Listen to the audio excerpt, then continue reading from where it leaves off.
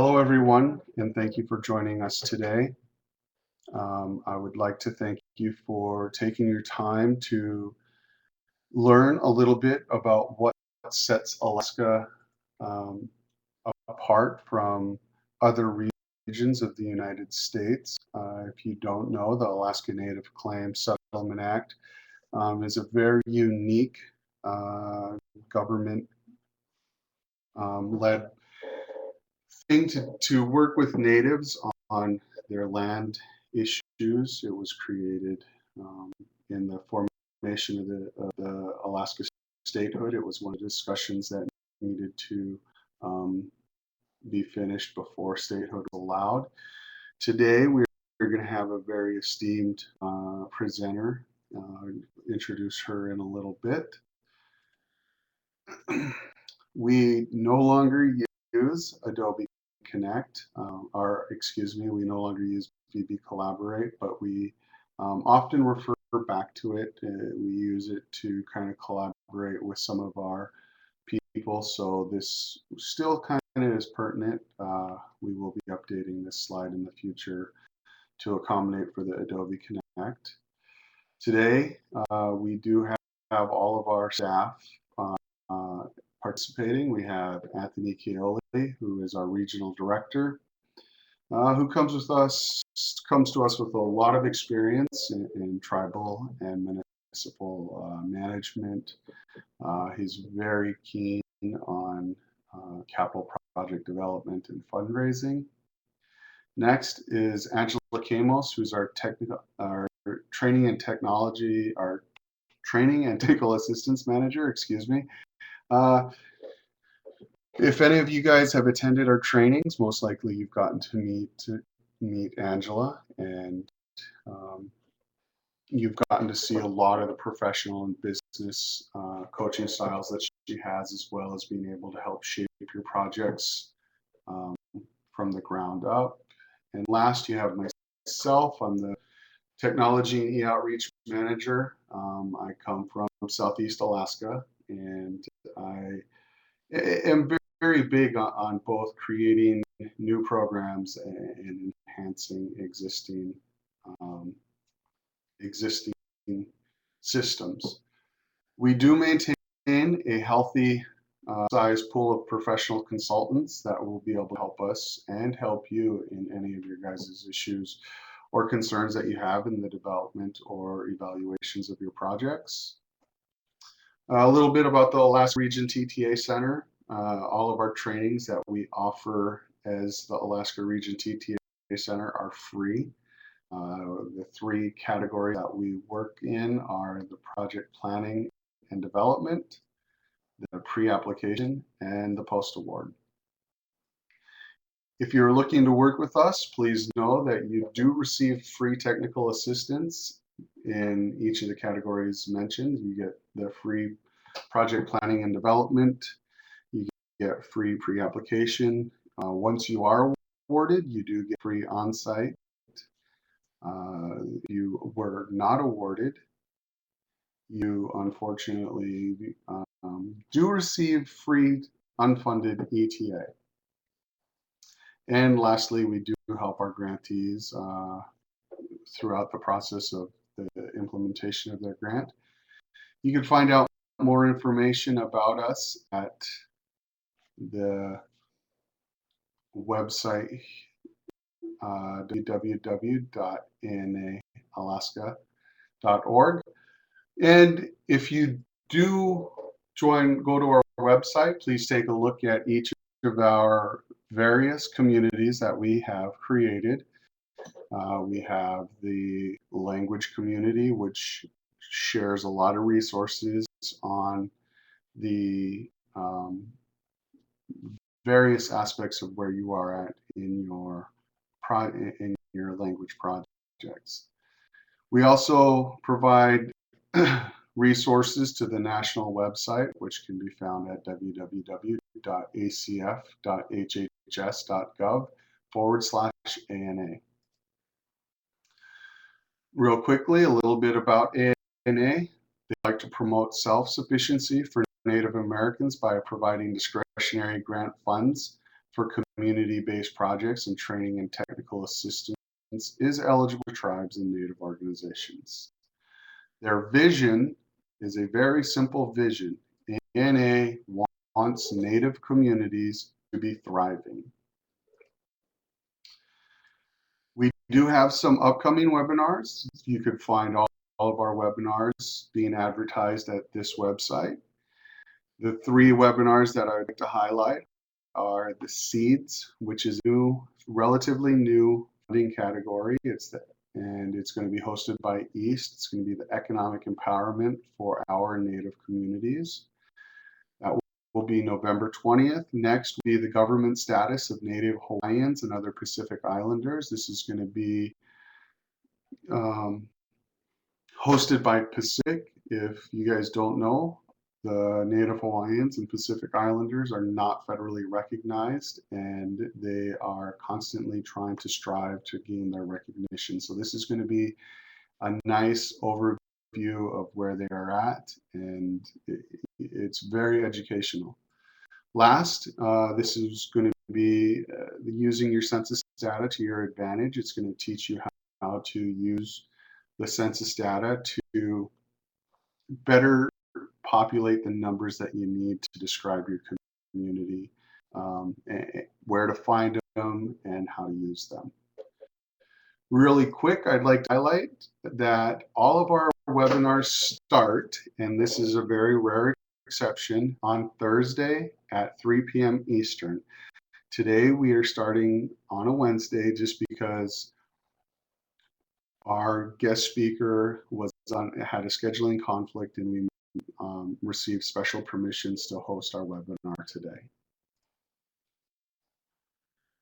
There are going to be 2 goals for today. We want people to understand what the Alaska Native Claims Settlement Act is, and we want you to also kind of get an overview of how the Alaska Native Claims Settlement Act shapes Alaska in terms of economic development and political issues. Our lead presenter today is Dr. Rosita Worl, who is the president of the Sea Alaska Heritage Institute. Dr. Worl is a Tlingit from the Thunderbird clan and the House Lowered from the son of Klukwan, Alaska. She is a child of the Sockeye clan. She is an enrolled member of the Central Council of Tlingit and Haida Indians and the Sea Alaska Corporation, which are federally recognized entities. Dr. Worl serves on the board of directors for the Sea Alaska Corporation, which was created by Congress to implement the Aboriginal land claims of the Alaska Native Claims Settlement Act. Dr. Worl holds a doctoral degree in anthropology from Harvard University. She serves as the president of Sea Alaska Heritage Institute, which is dedicated to preserving and enhancing the culture of Tlingit, Haida, and Tsimshian Indians. She serves as a professor of anthropology at the University of Alaska Southeast. Dr. Worl has done extensive research throughout the circumpolar Arctic and Alaska. She has written a number of landmark studies and reports published by founders, universities, federal organizations, and Alaska Native organizations on bowhead whale, seal hunting, and the impacts of industrial development on Native communities and the Tlingit cultural and history. Now, I would like to put in a side note that in a lot of Native communities, elders are always recognized as those who are the bearers of our culture and the knowledge. And Dr. Rosita Worl has done so much in strengthening the cultural awareness and the historical preservation of not just the Tlingit culture, but everything she's been tasked with at Sea Alaska Heritage Institute. For any of you guys who have had the pleasure of meeting her, I know this goes without saying that she has done everything that she can to advocate for Native rights across Alaska, not just Southeast. And for those of you who haven't met her, I strongly encourage you that when you go to AFN next year, that you take the opportunity to try to meet Dr. Worl. The amount of wealth of knowledge that she has makes her a very, very huge tool and resource for natives across Alaska, not just Southeast. So without further ado, I turn it over to Dr. Worrell. Oh, goodness cheese, Charles. That's a wonderful introduction. And I want to thank you and your staff and ANA for allowing me to have this opportunity to talk to people throughout the United States and Alaska. And I'm really excited to see that there are some friends, people that I've known for years. I see Kate Wogemuth, Joanne Wida, and a number of others. And just wish we were all here in Southeast Alaska. We have beautiful weather. This is usually we have rain, but today and this week we're having a lot of sunshine. So I hope that some of you are going to be able to come to Southeast Alaska, come visit us at Sea Alaska Heritage Institute, and I'm just anxious to see a lot of you. Well, this is a course that I generally teach at the university, and I will tell you that it usually takes a full semester to introduce people to the Alaska Native Claims Settlement Act and give them a good understanding of ANSCA. And so today we have a very shortened time to do that, but I'll do my best, to go through it with you, to give you an overview of ANSCA and I know a lot of you know about ANSCA already, probably deal with it on a day-to-day basis, either working for an ANSCA corporation or dealing with corporations. I will tell you that ANSCA has changed the face of Alaska, and we look to ANSCA to providing further changes and further benefits, not only to Native people, but to the state of Alaska. I will tell you that we have had a lot to learn about it, how to operate it, and also some unanticipated problems. But let's go ahead and get into ANSCA. Well, first of all, Alaska is the Aboriginal homeland of four major cultural groups. And I will tell you that Native people like to be called by their own self-designated tribal name. And so we've replaced the use of Eskimo to identify that population as the Inupiat in the Arctic and the Yupik in western and southwestern Alaska. And then we have another group that was formerly identified as the Aleut, and today they call themselves the Unangan and the Alutiiq. And we also have the Athabascans, a large group living in the interior regions of Alaska. And then in Southeast Alaska, we have the two major groups, the Tlingit and the Haida. And we were joined by our Tsimshian neighbors who migrated to Alaska in the 1880s. I will say, as Charles has already indicated, that the contemporary Alaska Native forms and institutional arrangements are very different from that of federally recognized tribes. I will say that we've had many requests by outsiders, including Congress, and today we really need to make sure that Congress does have an understanding of ANCSA because it is so different. And in the past, we've done some orientations for our congressional staffers and some of the congressmen themselves. And hopefully, it looks like we're going to have to do that again. Well, the differences in Alaska and our native institutional forms can be traced to the resolution of our Aboriginal land claims with the United States. We recognize that Alaska Natives once owned all of Alaska. Even though we don't have title to all of Alaska today, I will tell you that Native people still feel very strongly about their relationship to the land, their ownership of the land, despite the legal arrangements. The Aboriginal status changed with the Treaty of Cession. We know that the Russians came to Alaska, but things didn't change for the major part until Russia sold Alaska to the United States in 1867. I will say that there are some groups who have said that they didn't even know that Russians lived in Alaska. There were some groups that didn't have any exposure to the Russians when they came to Alaska. So it came as a surprise not only to the Southeast natives who were living with the Russians, but to a lot of other Alaska natives that that Russia had the capacity to sell Alaska to the United States. In Southeast Alaska, we see the natives reacting very quickly and protesting and said that if the United States wanted to buy Alaska, they should buy it from the rightful owners and not to the Russians. They claimed that the Russians lived in Alaska with their consent. And it was actually a mutually beneficial relationship for at least the Southeast Indians who traded with the Russians and with others who came to Alaska.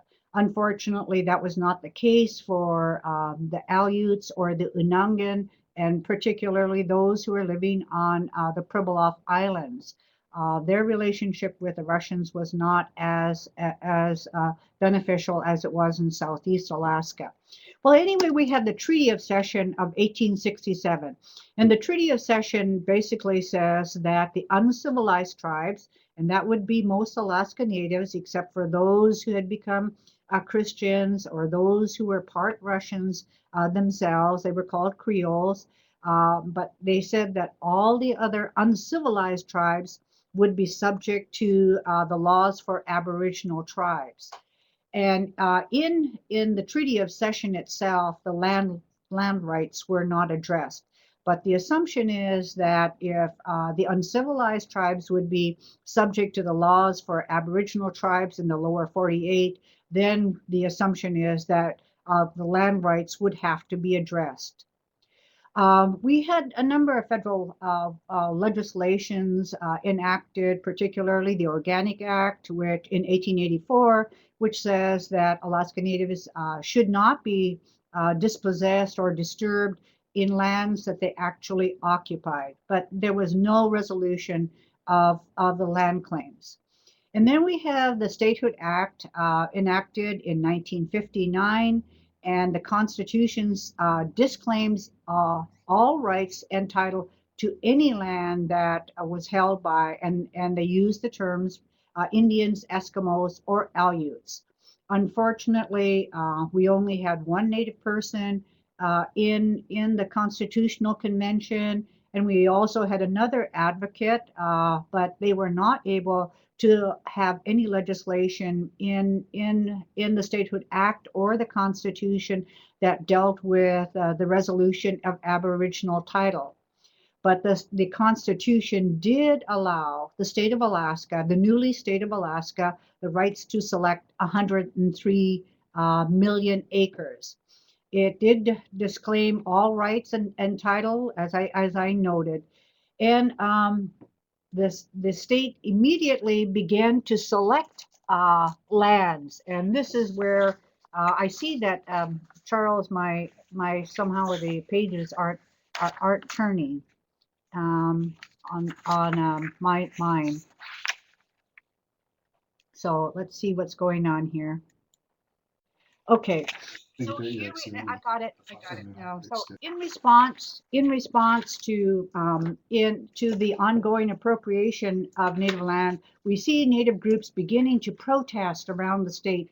They select the land selections, and what the Native people did was that they broke themselves into 12 regional nonprofit areas organizations, and then those 12 nonprofits united together under the Alaska Natives, the Alaska Federation of Natives.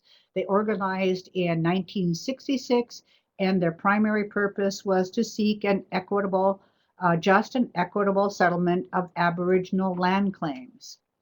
Now, here is where we begin to have a difference from the lower 48 Indians. There was, a lot of discussion among Alaska Natives. What kind of resolution of our land claims did we want? And I will say that it was largely the Southeast Native people who had had exposure already to the territorial officials, including the Bureau of Indian Affairs. And Native leaders decided that they really wanted to have full control and ownership of their land.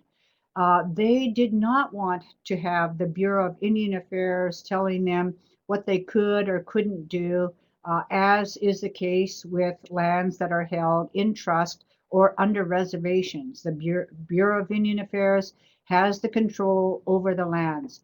So Native people were saying, we don't want to have that. We want to have full control of our land. We want to have full title and ownership of our land.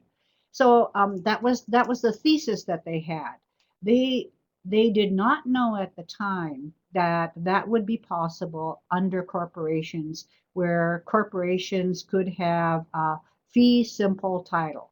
Remember, the thing that they wanted was full control and ownership of their land. They did not want to be subject to the Bureau of Indian Affairs. And I have to tell you, I haven't been able to really identify the source for corporations. Who was the first one to come up with it? But once they realized that under corporations, they could have full ownership and control of their land, and under fee simple title, that was the route that they chose to go. And so we did have strong leaders who are working with Congress at the time, Emil Noddy, Don Wright, among others, including Willie Hensley, John Borbridge in Southeast Alaska, and as we see in the newspaper there, Joe Upikson, also a very brilliant leader from the North Slope. So Congress and Alaska Natives working together adopted a new model to extinguish the Aboriginal land claims. And ANSCA itself included four major components. The first one was corporations, as I've noted. What Native people and Congress did was, under ANSCA, the 12 regional corporations were recognized as one of the components. 12 regional corporations that formerly were nonprofit, formed themselves. They formed new organizations and formed these 12 regional profit-making corporations, as was required under ANSCA itself. In addition to that, we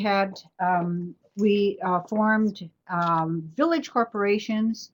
I forgot. There was also a 13th regional corporation, and the 13th regional corporation wasn't initially included in the act, but it was ANSCA itself was amended to recognize the 13th regional corporations, and that was for Natives who were living outside of Alaska.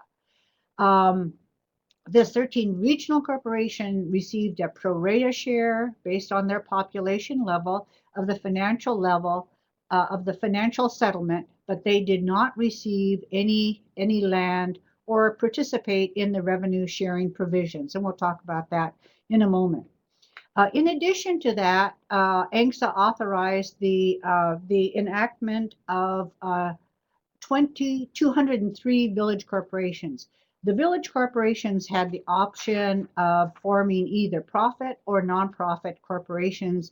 All of the village corporations elected to form profit-making corporations.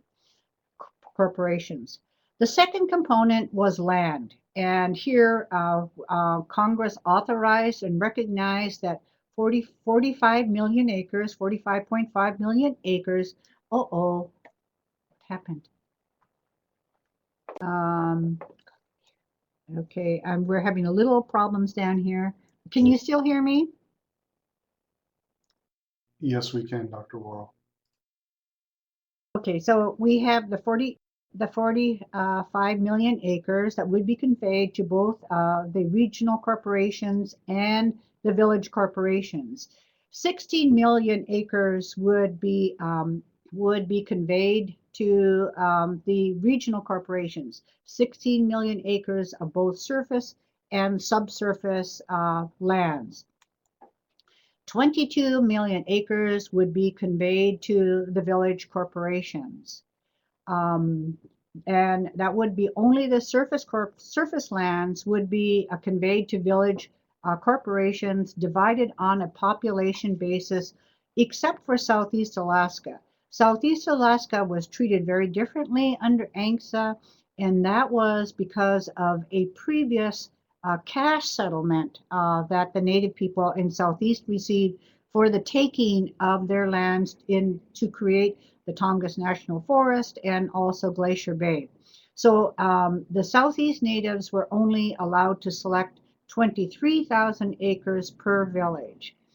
And but unfortunately, we had 5 communities in Southeast did not receive any land entitlement, and they are referred to as the landless communities. Another component of land was 2 million acres, and the 2 million acres was set aside for cemeteries and historical sites. We also had 4 urban corporations that were formerly native corporations, but had because of the changes in the immigration to Alaska, were predominantly non-native cities in 1970. So they received their land under this 2 million acres. In addition to that, land was set aside for Native communities that had populations with less than 25 residents.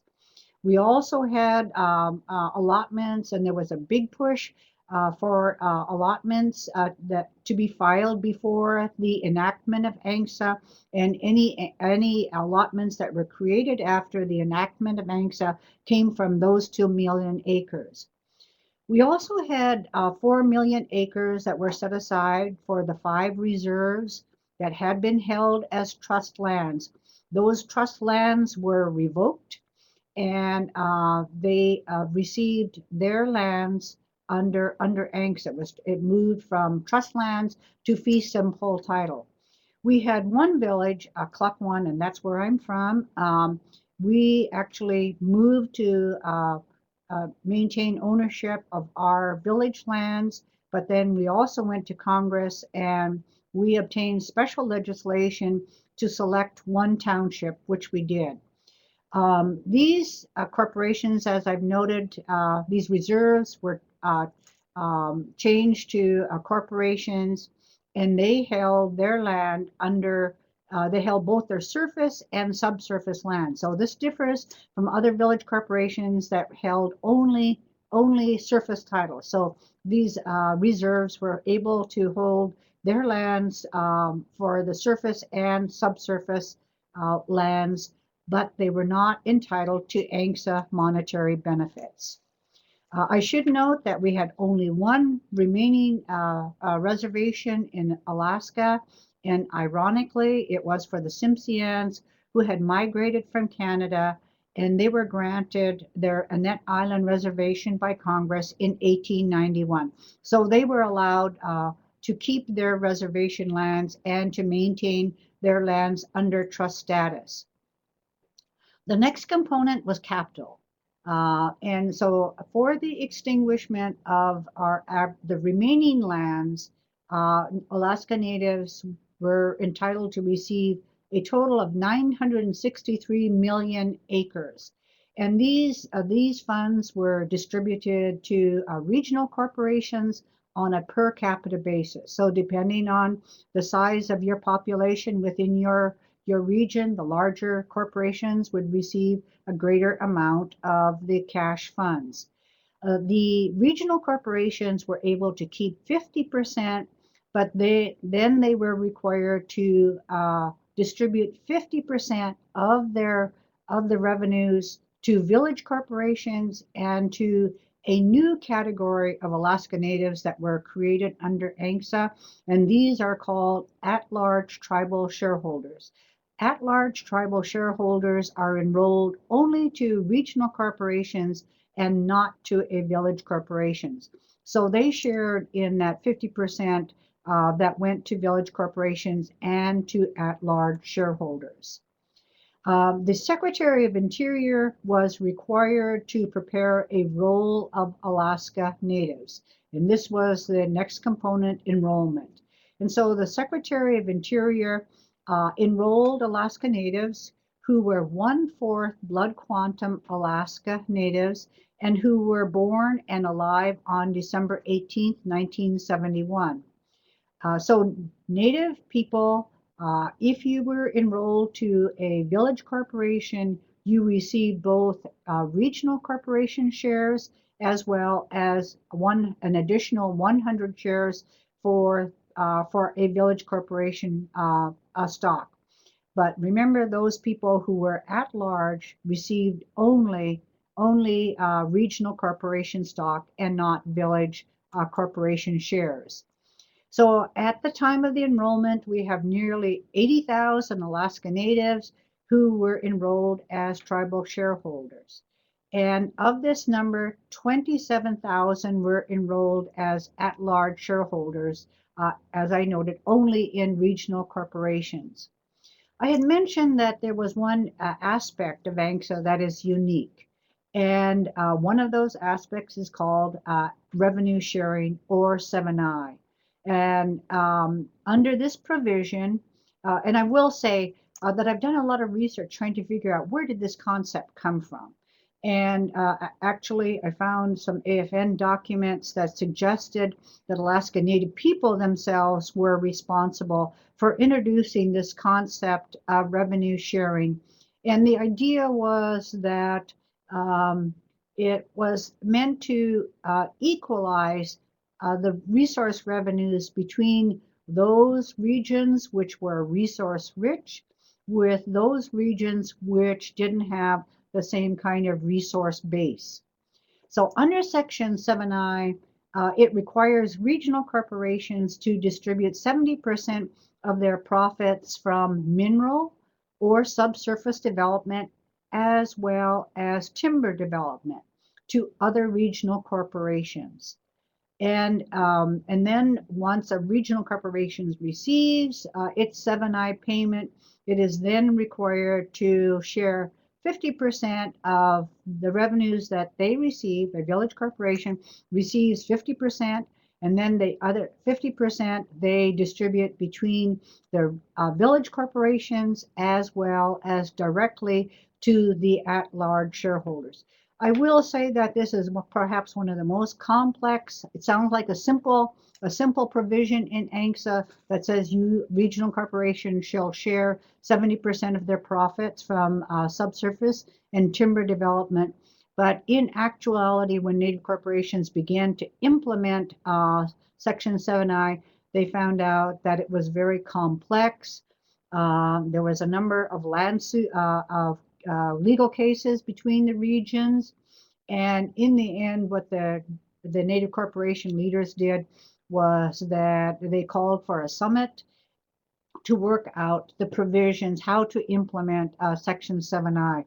At first they threw out all the lawyers and all of the accountants, and they said Native leaders will decide how this provision will work. They held a meeting outside of Portland and drafted up what they call the 7I MOA. So here you have an example of ANSCA revenue sharing, and I've used a typical log that is the total profit over here. A total sales price is $700, but when we take out the cost of producing that log, we see that the net revenues are $400 per log.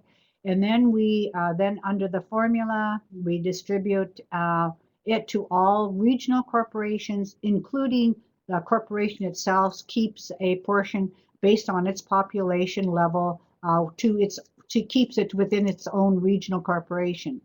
So under this, we see that $220 are distributed to all other 11 regional corporations, and then Alaska itself holds 60.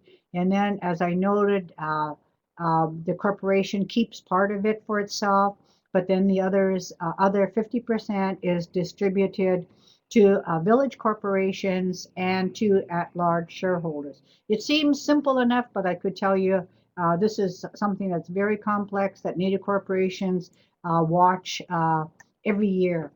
Every year they're looking at it, and because it is very significant, in the Native community. And as of 10 years ago, we saw, and we need to really update these figures because in 2004, it was $800 million of 7I monies had been distributed among the regions from Section 7I. We know it's much more significant today. So any of those who want to do a research project, this might be good for you to try to look at, see how much has been distributed up until through this year. The revenue sharing funds have proven to be vital to the survival of many struggling corporations. And we actually saw one regional corporation that was facing bankruptcy was able to leverage the funds that they projected that they would receive from Section 7I, and they leveraged a loan of $10 million based on the anticipated 7I receipts. Now, when we take a look at what was Congress trying to accomplish, I had said that Native people themselves wanted control of their land. They wanted ownership of their land. They wanted payment for lands that they had to surrender. And I know some people don't like that word, but we had to, the United States claimed the rest of Alaska. We were paid for 44 million acres, and the rest of Alaska, we were paid money, and that was at over nearly $1 billion. But really, what Congress wanted to do was to assimilate Alaska Native people. They wanted Alaska Natives to become part of the general population. This has been a policy of the United States government right from the beginning of its dealing with Native Americans throughout the United States. So they wanted to avoid creating reservations or racially defined organizations. And so they supported corporations as the vehicle to implement ANSCA.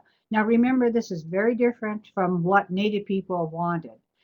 But so our interests converged through the corporations.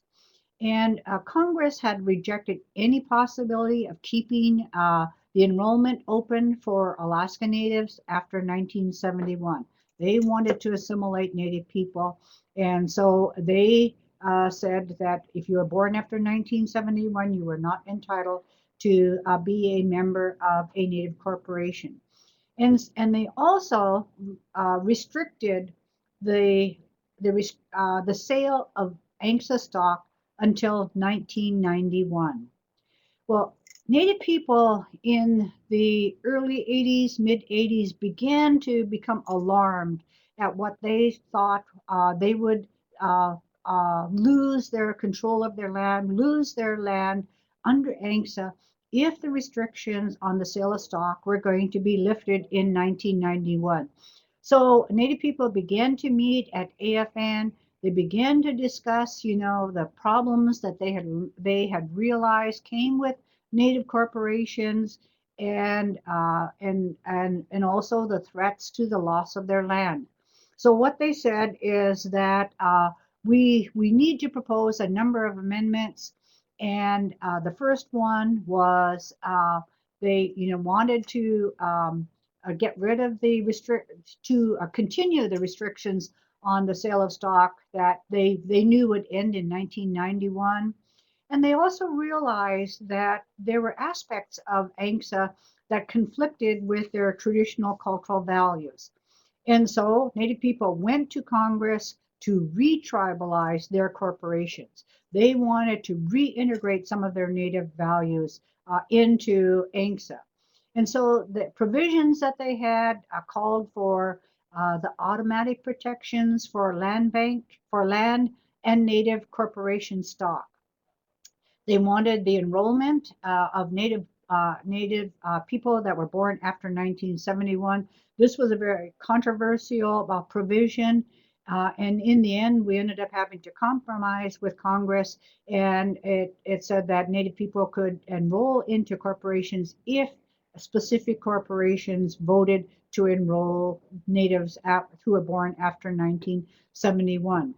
They also wanted to have special benefits for elders and So the provisions that were established were they could give special benefits to elders either through additional stock, or they could create settlement trusts that for elders, but they could also create other kind of settlement trusts for the health, education, and welfare of other tribal members.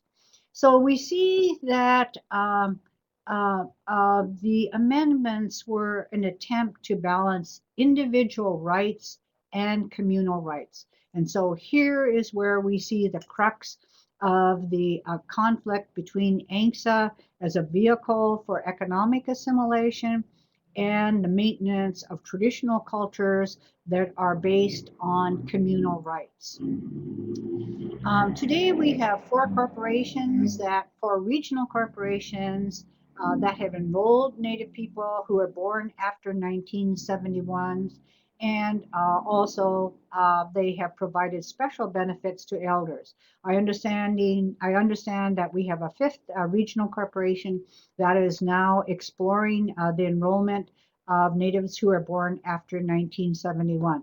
I will tell you that here you have a clear indicator of assimilation or the maintenance of traditional cultures. When you have Native people voting to say, I want to have I want to have enrollment of my children who are born after 1971. And I will tell you, this is a very interesting aspect of ANCSA, and I will tell you, in our region, when we were voting on it, it was, I will tell you, we were all sitting, holding our breath to see if Native people would vote to extend the cultural rights of Native people who are born after 1971 to hold ownership of their lands. In our region, the elders kept saying, we didn't work for ANCSA for one generation of Native people. And so today we have those four corporations that have enrolled shareholders. The other thing that's gone on is that Native people worked to ensure that Congress recognized the special status of ANCSA corporations. And so Congress explicitly has stated that ANCSA corporations and the 1991 amendments are Indian legislation that are enacted pursuant to its authority under the Constitution to regulate Indian affairs. Congress has also required consultation and collaboration with ANCSA on the same basis as Indian tribal governments under Executive Order 13171. Additionally, Congress has enacted over 100 pieces of legislation that define ANCSA as tribes for special statutory purposes, such as the Indian Self-Determination Act. But I will say that I don't know of any Native corporation that wants to have the governing rights that belong to tribes. And we still have, that's another lecture that we probably need to do, is to look at, the rights of tribes and the continuation of tribes in Alaska. So we see that Native corporations, they went to Congress, they wanted these kind of tribal rights, they wanted to maintain themselves as Native people, and they have also addressed that in a number of different ways. And they've worked to promote the protection of Native cultures and subsistence hunting and fishing rights through their financial support of AFN and also direct expenditures. I don't know if any of you heard my report at AFN last month, where I reported that at one point in time when we did an assessment, we found that Native corporations have spent well over $20 million trying to protect the hunting and fishing rights of Native people. In addition to that, we see that many Native corporations have formed heritage organizations to perpetuate and restore traditional cultures and language, such as the Sealaska Heritage Institutions. So today in Alaska, we have a very complex institutional arrangements We see that Alaska Natives are represented by 13 regional Alaska Native corporations. In addition to that, we have 200 village corporations, and we also still have 200 plus federally recognized tribes.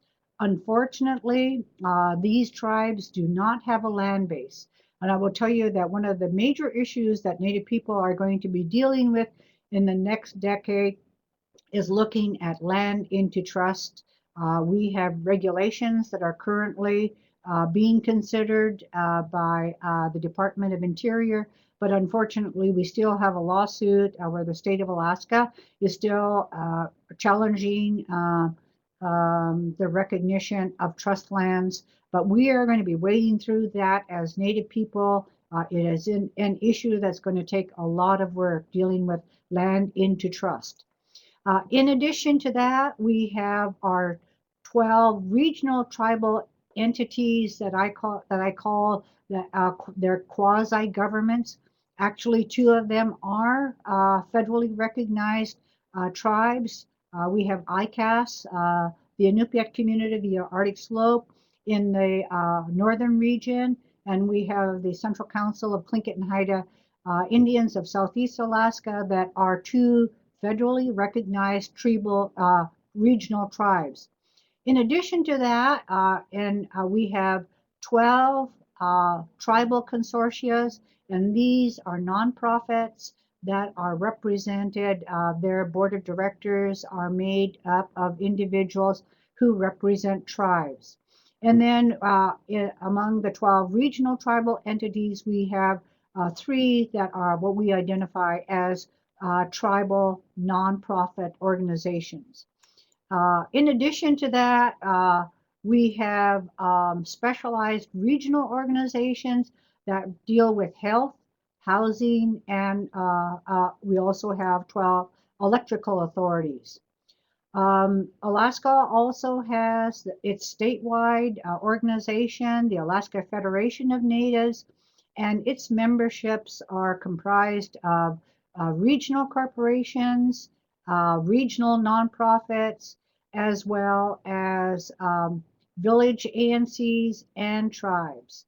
And during our last convention, we saw that we had they were equally divided between village ANCs and village tribes. The issues that AFN deals with continue to be subsistence. I mentioned land into trust, and then health issues and the general welfare of Alaska Native people. Also, another major issue is civil rights. And the major issue here is our voting rights. And we do have before Congress an amendment to the Voting Rights Act to recognize Alaska Natives. So an overriding objective that is common among all Native institutions has been the integration of cultural values into our new institutional forms. We saw where Native people felt so strongly about this that they went to Congress to amend ANSCA to ensure that they had the right to be able to do this. In addition to that, we know that Native organizations, even if they are profit-making corporations, are concerned about the host of social pathologies that continue to plague Alaska Natives. So, and then of course our overarching goal and objective of Native corporations are to achieve economic and social self-sufficiency. So, Charles, I know that's a quick run through of Native corporations, and I hope that we've been able to provide at least a general understanding of what ANSCA is all about. And I leave it to you. Do we now open it up for questions, or how do we handle this? I turn this over back to you. We will now open it up to questions. And again, before we go too far in, again, Dr. Worl, thank you. This is a very huge portion of Alaskan history. To condense it down to 40 minutes is not an easy task. We really do appreciate your work in doing that. And we will open it up for questions. We did have one question during your presentation that somebody had asked, which was, what were the 5 landless communities in Southeast? They are Ketchikan, Wrangell, Petersburg, Teneke, and Haines. Okay. And during this time, if you guys would like to type your questions into the chat box, we'd be more than happy to answer any of your questions. That was just one of the questions that had popped out during the presentation. Um, Additionally, I will be sending everybody this link here that will allow you guys to give us an evaluation of how you thought everything had gone today. I know this is a new platform, and I do apologize for the delay in starting. We were trying to work out a few bugs in the presentation. And if you guys would like to provide ANA themselves any feedback, you can email ANA comments at acf.hhs.gov. Things in terms of how you thought the presentation went, as well as providing topics that you think that we should cover in the future. I do see something that says, looks like there would be some good follow-up lectures on this, and I do agree. The Alaska Native Claims Settlement Act is a very important piece of legislature for Alaska, and the subsequent ANILCA that was passed after that is just as important. So I will continue to read your guys' questions as they come up.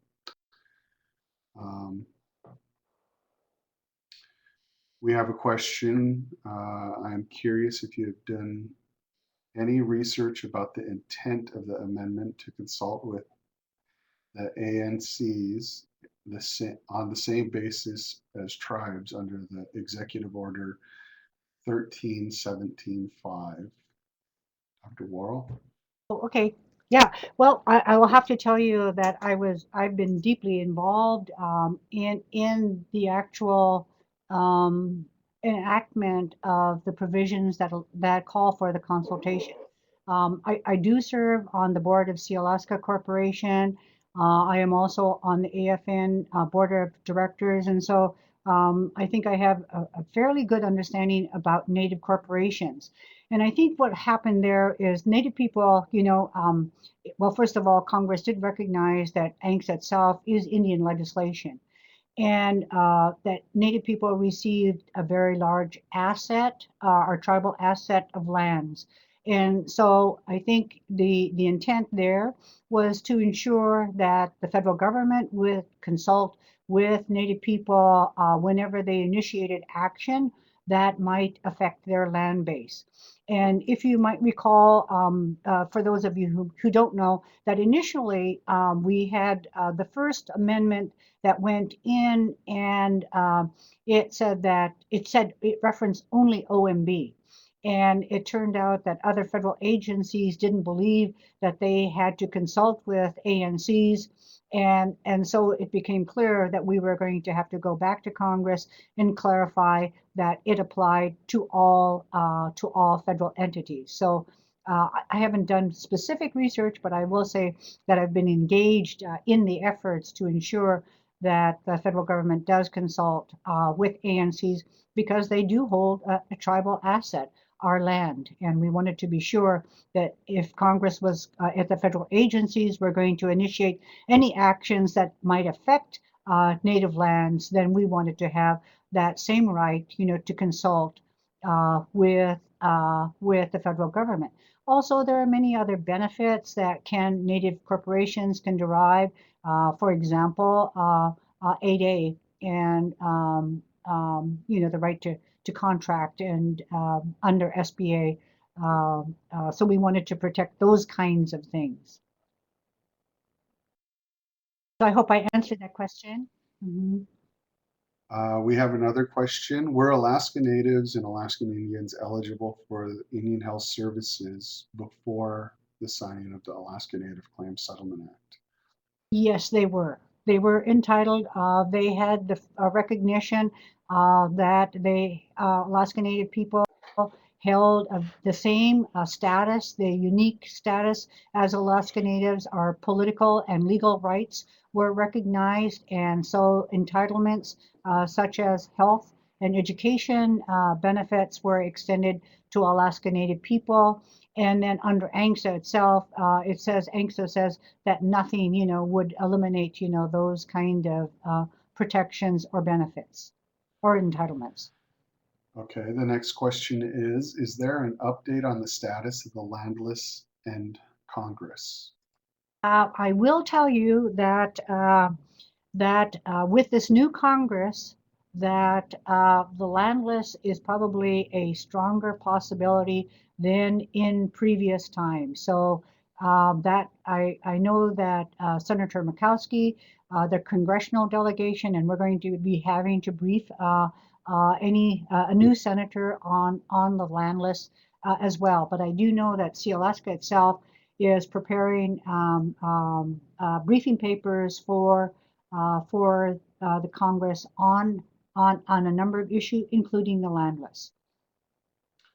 And And we have also the vets. we did remember? have a question.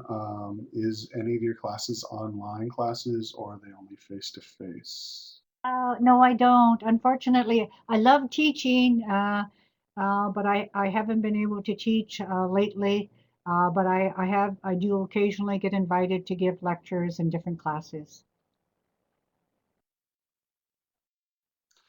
We're just asking, there's a clarification question under the Alaska Native Claims Settlement Act. Regional corporations were given some land as well as the rights to the resources under that land, correct? But the village corporations were not given any land under ANSCA.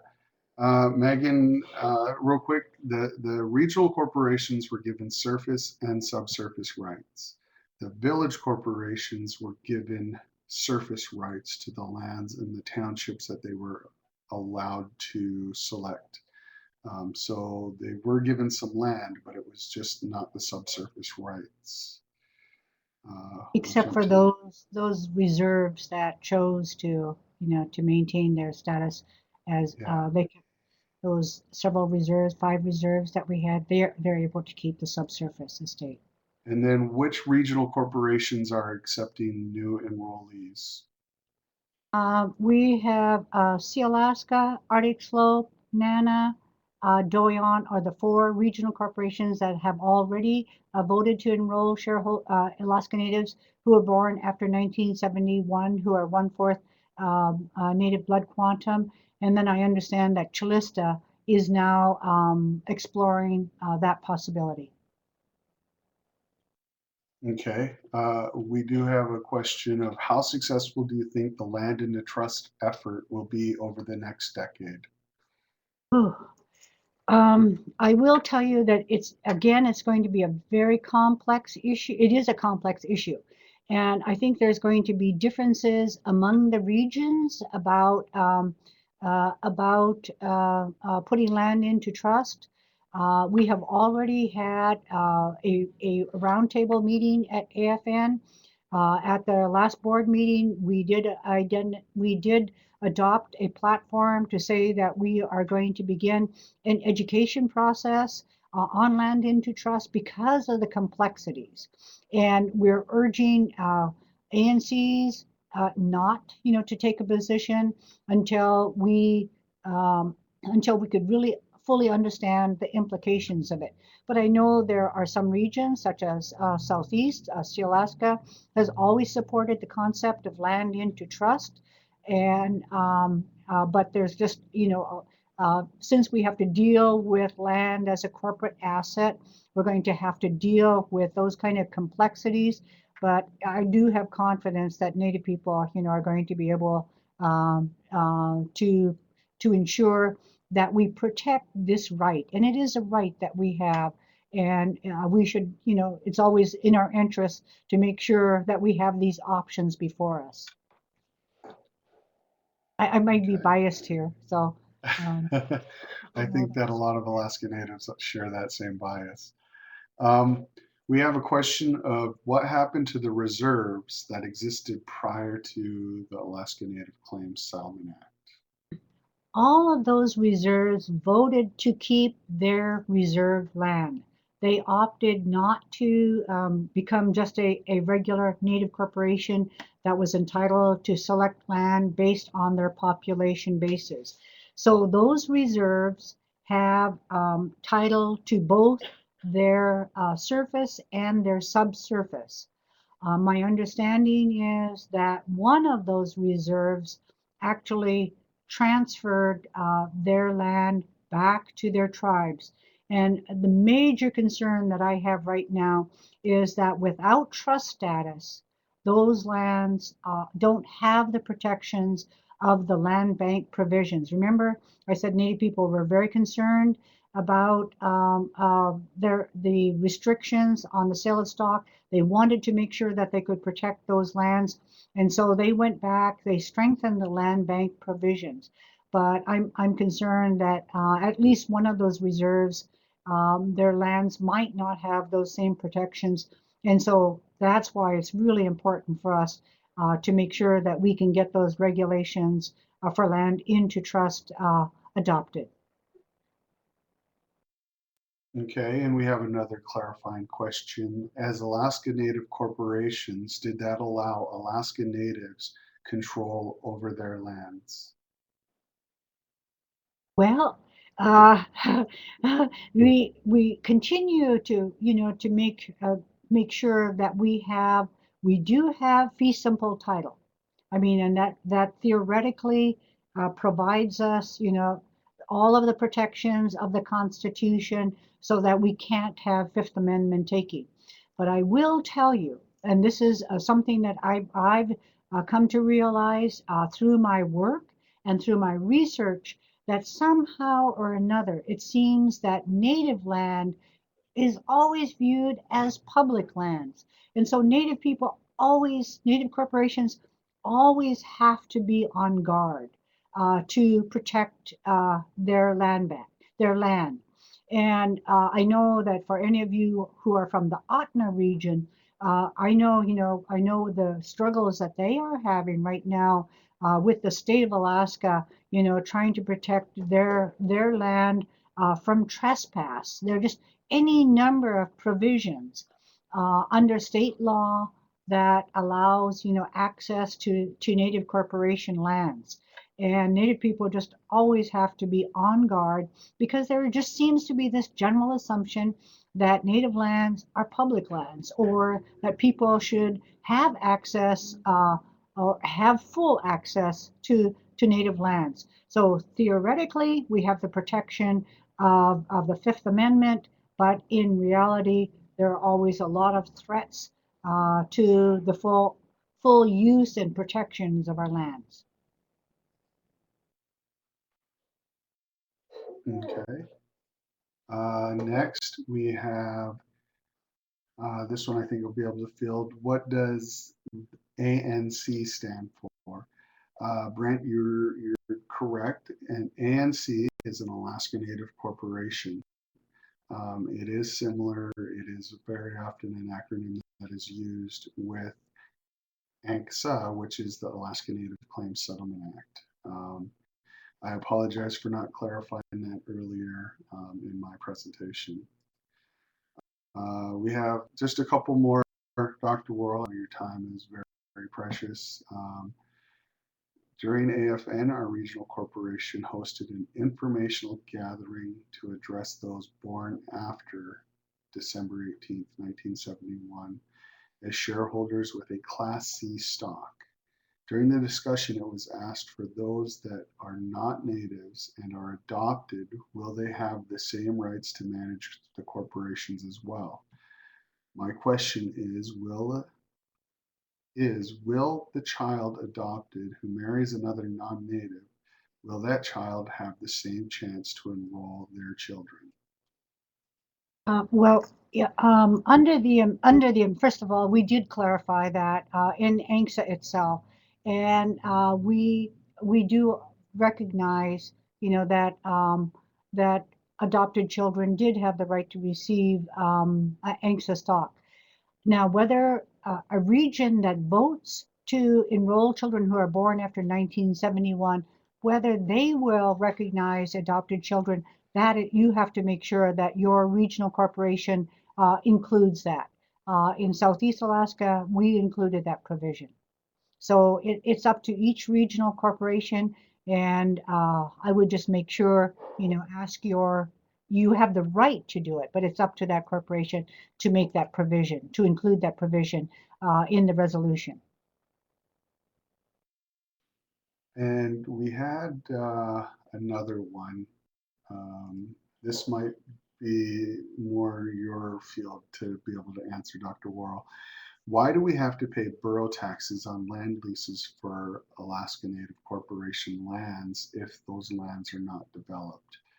My take on this question is that would be more a question for your borough, but maybe Dr. Worrell has more insight that I'm not aware of. Under the law, under the land bank provisions, undeveloped lands should not be subject to taxation.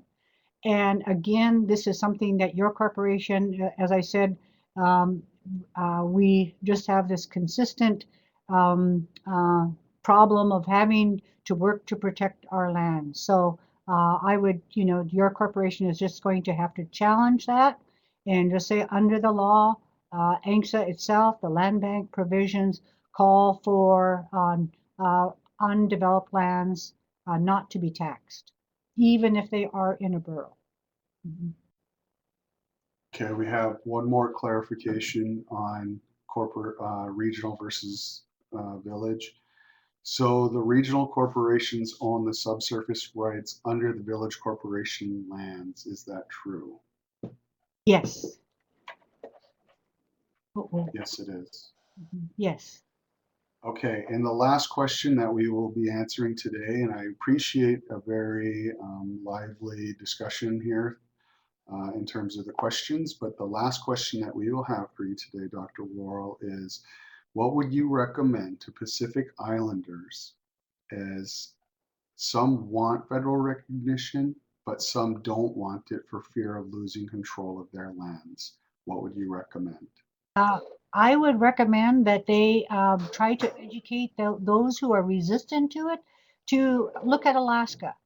We can have the best of both worlds, and Hawaii can have the same thing. They could have the best of both worlds, protecting their tribal rights or their rights as indigenous people, and then also their rights as citizens of the United States. And I think Alaska is a really good model for that. For those who might be fearful. And I do understand, that we even had those here in Alaska that were concerned, that if we went after our land claims right, would we lose our rights as citizens? And we clearly have major legislation enacted for an indigenous population that recognizes both indigenous rights and also says that they should not be deprived of any of their rights as citizens of the United States.